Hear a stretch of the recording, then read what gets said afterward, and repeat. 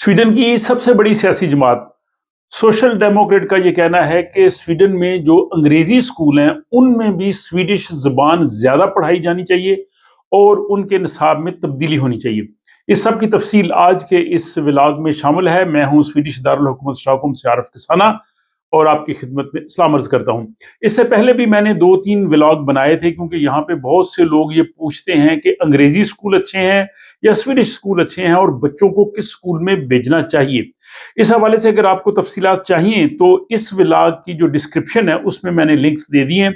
उन लिंक को जाके आप वो मालूमात हासिल कर सकते हैं जो कि यहाँ स्वीडन में फ़र्क है अंग्रेजी स्कूलों का और स्वीडिश स्कूलों का, और इन दोनों के फ़ायदे नुकसानात यानी मेरिट्स और डीमेरिट्स क्या है वो आप उन व्लॉग्स को देख के जान सकेंगे जो कि इस व्लॉग की डिस्क्रिप्शन में है। अब आते हैं आज के इस मौजू की तरफ कि स्वीडन की जो सबसे बड़ी सियासी जमात है सोशल डेमोक्रेट, उसने अपने अगले इंतखाबात के इंतखाबी मंशूर में इस चीज को शामिल किया है कि स्वीडन में जो अंग्रेजी स्कूल है, इंग्लिश स्कूल्स, वहां पे जो बच्चे हैं उनको इस वक्त तक ज्यादा से ज्यादा 50% तक, 50% तक जो है वो स्वीडिश जबान पढ़ाई जाती है। लेकिन उनका ये कहना है कि अब उन स्कूलों में कम अज कम 75% यानी 75% तक स्वीडिश लैंग्वेज पढ़ाई जानी चाहिए। इस हवाले से जो सोशल डेमोक्रेट की स्कूलों के हवाले से तर्जमान है उस हवैसलों, उन्होंने पार्टी की जो सरबराह है मगदलेना एंडरसन, उनके हमरा एक प्रेस कॉन्फ्रेंस की है और उसमें उन्होंने अपने इस मुतालबे की वजाहत की है। उन्होंने कहा जी कि जो बच्चे लंबी मुद्दत के लिए स्वीडन में रह रहे हैं, उन्होंने अगर स्वीडन में ही रहना है तो उनको जो पढ़ाई जानी है, जो सब्जेक्ट्स पढ़ाए जाने हैं वो स्वीडिश में होने चाहिए। उन्होंने कहा जी कि वो बच्चे जो स्वीडन की हिस्ट्री, जो तारीख है, वो अगर अंग्रेजी में पढ़ेंगे, मैथमेटिक्स अंग्रेजी में पढ़ेंगे, उनको जो मैथमेटिक्स की, रियाजी की जो टर्म्स हैं वो इंग्लिश में आती होंगी, स्वीडिश में नहीं आती होंगी, उनको जो स्वीडन की हिस्ट्री है वो अगर अंग्रेजी से पढ़ेंगे तो उनको सही मानों में जो स्वीडिश हिस्ट्री का नहीं पता चल सकेगा। इसलिए इस तजवीज़ पे अमल होना चाहिए और स्वीडिश स्कूलों में कम अज कम 75% तक जो है वो स्वीडिश ज़बान में कोर्सेज होने चाहिए, जिसमें रियाजी है, हिस्ट्री है, सोशल स्टडीज़ है या दूसरे जो भी सब्जेक्ट्स हैं। बाकी अंग्रेजी जो है वो उनको वो पढ़ते हैं, वो पढ़ाई जानी चाहिए।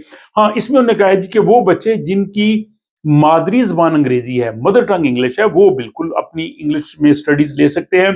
और इस तजवीज़ में उन्होंने जो आईबी सिस्टम के जो स्कूल्स हैं, बैकलोरिएट इंटरनेशनल इंग्लिश स्कूल्स, उनको उन्होंने कहा जी कि उनको इस्तिस्ना होना चाहिए। और ये स्वीडन में बहुत ज़्यादा स्कूल हैं जो आईबी स्कूल्स के नाम से पहचाने जाते हैं। लेकिन जो दूसरे हैं आईईएस इंटरनेशनल इंग्लिश स्कूल्स, उनको जो है वो मजबूर किया जाए, या जो फ्री स्कूल हैं या जो गवर्नमेंट से मदद लेते हैं, कम्यून से मदद लेते हैं, वो 75% तक जो है वो इंग्लिश पढ़ाएं। इस हवाले से जो आईईएस यानी इंटरनेशनल इंग्लिश स्कूल सिस्टम है, उनके जो तर्जमान है उन्होंने कहा जी कि ये तजवीज़ मुनासिब नहीं है। स्वीडन में पहले ही असातिज़ा की कमी है और इंटरनेशनल स्कूल्स की मदद से यहाँ पे तालीम दी जा रही है। और दूसरी चीज़ है कि इंग्लिश जो है वो एक इंटरनेशनल लैंग्वेज है, पूरी दुनिया में बोली जाती है। स्वीडन जो है वो एक अलग हो जाएगा इस सिस्टम से, और स्वीडिश ज़बान तो सिर्फ स्वीडन की हद तक है। तो उन्होंने कहा जी कि इंटरनेशनल स्कूल्स को जैसे वो चल रहे हैं उनको चलने देना चाहिए।